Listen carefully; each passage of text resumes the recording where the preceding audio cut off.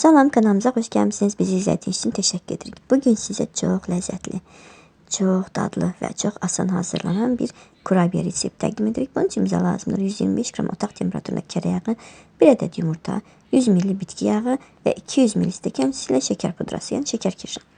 Bunları qarışdırırıq. Biz mikserlə qarışdırdık. Qaşıqla istədiyiniz hər hansı bir ləvazimatla da qarışdıra bilərsiniz.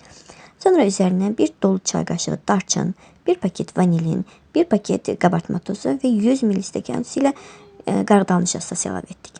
İlk mərhələdə bunları qarışdırırıq. Daha sonra isə xəmirimizi yavaş-yavaş un əlavə edərək yoğurmağa başlayırıq. Biz 200 ml stəkan ilə 3 stəkan un əlavə etdik. Sizin işlətdiyiniz unun keyfiyyətinə asılı olaraq unun miqdarı arta və azala bilər. Yumuşaq xəmir yoğrulur və xəmiri yoğurduqdan sonra xəmiri əlinizdə sıxdıqda xəmirin yağı əlinizə çıxmamalıdır. Bu formada yoğurduqdan sonra istədiyiniz ölçüdə kurabiyeləri seçə bilərsiniz. Biz qoz böyüklüyündə seçdik və soba listindən düzdük. Əvvəlcədən 170 dərəcə qızmış sobamıza yerləşdirdik. 30-35 dəqiqə ərzində bişdi kurabiyelər. Darçın niyə ətrafa o qədər gözəl yayılırdı ki, iştah açıcı idi.